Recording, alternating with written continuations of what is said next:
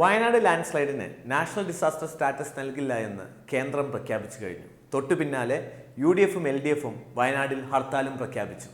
ഇന്നത്തെ നമ്മുടെ വീഡിയോയിൽ നമ്മൾ ഡിസ്കസ് ചെയ്യാൻ പോകുന്നത് എന്താണ് നാഷണൽ ഡിസാസ്റ്റർ എന്നും ഫ്ലഡിനും കോവിഡിനും ശേഷം 2024 വലിയൊരു ദുരന്തമാണ് വയനാട് ലാൻഡ് സ്ലൈഡിലൂടെ കേരളം കണ്ടത്. ഇതിന്റെ മേജറായ റീസൺ എന്ന് പറയുന്നത് ഹെവി റെയിൻഫാൾ തന്നെയാണ്. 140 മില്ലിമീറ്റർ റെയിനാണ് വയനാട്ടിൽ 24 മണിക്കൂർ കൊണ്ട് അന്ന് പെയ്തിറങ്ങിയത്. അതുപോലെ തന്നെ ഹ്യൂമൻ ആക്ടിവിറ്റി, കോറിങ്, അതുപോലെ തന്നെ ഡീഫോറസ്റ്റേഷൻ എന്നിവ ഈ ഒരു ദുരന്തത്തെ വലിയൊരു ദുരന്തമാക്കി മാറ്റുകയായിരുന്നു. ഇനി നമ്മുടെ രാജ്യത്ത് നാഷണൽ ഡിസാസ്റ്റർ മാനേജ് ചെയ്യുന്നത് നാഷണൽ ഡിസാസ്റ്റർ മാനേജ്മെന്റ് ആക്ട് 2005 കീഴിലാണ്. പക്ഷേ ഈ ആക്ട് എന്താണ് ഡിസാസ്റ്റർ എന്ന് ഡിഫൈൻ ചെയ്യുന്നുണ്ടെങ്കിലും എന്താണ് നാഷണൽ ഡിസാസ്റ്റർ എന്ന് പറയുന്ന ഒരു വേർഡ് അല്ലെങ്കിൽ ഒരു പ്രൊവിഷൻ ഈ ഒരു ആക്ടിന്റെ കീഴിലില്ല. അതുകൊണ്ട് തന്നെ പാർലമെന്റിനോ അല്ലെങ്കിൽ ഗവൺമെന്റിനോ നാഷണൽ ഡിസാസ്റ്റർ ആയിട്ട് ഒരു പർട്ടിക്കുലർ ഡിസാസ്റ്ററിനെ ഡിക്ലെയർ ചെയ്യാനുള്ള യാതൊരുവിധ അധികാരങ്ങളും ഈ ആക്ടിന് കീഴിൽ പറയുന്നില്ല എന്നുള്ളതാണ് വ്യവസ്ഥത. ഇന്ത്യയിലുള്ള നാഷണൽ ഡിസാസ്റ്ററുകളെ മാനേജ് ചെയ്യാൻ വേണ്ടി 2005 പുറത്തിറക്കിയിട്ടുള്ള ആക്ടാണ് നാഷണൽ ഡിസാസ്റ്റർ മാനേജ്മെന്റ് ആക്ട് 2005.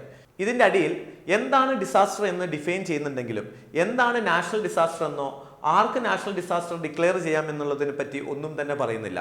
എങ്കിലും 10th financial commission national calamity of rare severity എന്ന് പറയുന്ന ഒരു ക്ലോസ് കൊണ്ടുവന്നിട്ടുണ്ട്. അതായത് ഒരു സ്റ്റേറ്റിലെ ഡിസാസ്റ്റർ ആ സ്റ്റേറ്റിലെ 1/3 ആളുകൾ ബാധിക്കുകയാണ് എന്നുണ്ടെങ്കിൽ ആ ഡിസാസ്റ്ററിനെ ഗവൺമെന്റിന് വേണമെങ്കിൽ national calamity of rare severity ആയിട്ട് പ്രഖ്യാപിക്കാം. ഇത് നാഷണൽ ഡിസാസ്റ്റർ ആയി പ്രഖ്യാപിക്കുന്നതിന് തുല്യതായിട്ടൊന്നും പറയാൻ കഴിയില്ല എങ്കിലും ഇതൊരു നാഷണൽ ഇമ്പോർട്ടൻ്റ് ആയിട്ടുള്ള ഡിസാസ്റ്റർ ആയിട്ട് നമുക്ക് മാറും. ഇങ്ങനെ ഒരു ഡിസാസ്റ്ററിനെ national calamity of rare severity എന്ന് പ്രഖ്യാപിക്കുകയാണെങ്കിൽ ഇതിന് കുറച്ച് ബെനിഫിറ്റുകളുണ്ട്.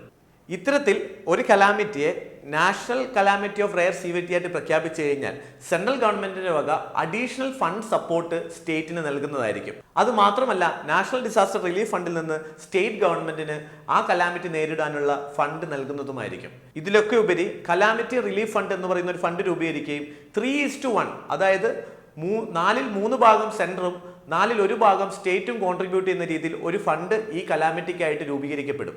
ഈ ഫണ്ട് ആ ഡിസാസ്റ്റർ എന്ന സ്ഥലം റീബിൽഡ് ചെയ്യാൻ വേണ്ടി നമുക്ക് ഉപയോഗിക്കാം. ഇനി ഈ ഫണ്ട് തികഞ്ഞില്ലെങ്കിൽ നാഷണൽ കലാമിറ്റി കണ്ടിജൻസി ഫണ്ട് എന്ന് പറയുന്ന മറ്റൊരു ഫണ്ട് രൂപീകരിക്കുകയും അതിൽ 100% സെൻട്രൽ ഗവൺമെന്റിന്റെ കോൺട്രിബ്യൂഷൻ ആയിരിക്കും ആ ഫണ്ടിലേക്ക് വരിക. ഇതിലൊക്കെ ഉപരി ആ പ്രദേശത്ത് ആളുകൾ ബാങ്കിൽ നിന്ന് ലോൺ എടുത്തിട്ടുണ്ടെങ്കിൽ ആ ലോണിന്റെ റീപേയ്മെന്റിന് ഗവൺമെന്റിന് മൊറട്ടോറിയം പ്രഖ്യാപിക്കാൻ കഴിയുകയും ആളുകൾക്ക് അതൊരു വലിയ റിലീഫായി തീരുകയും ചെയ്യും.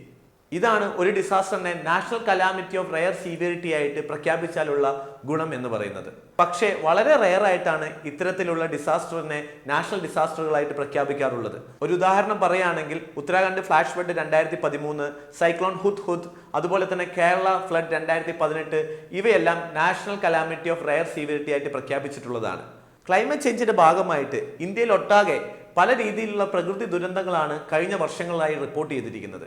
ഇങ്ങനെയുള്ള സാഹചര്യത്തിൽ national disaster management act amend ചെയ്ത് ഒരു നാഷണൽ ഡിസാസ്റ്റർ എന്ന ഒരു ക്ലോസ് ആഡ് ചെയ്യുന്നതിന്റെ സമയം അതിക്രമിച്ചില്ലേ? നിങ്ങളുടെ അഭിപ്രായം എന്താണെന്നുള്ളത് താഴെ കമന്റ് ചെയ്യുക. അടുത്ത വീഡിയോയുമായി ഉടൻ കാണാം. അതുവരെ ഗുഡ് ബൈ.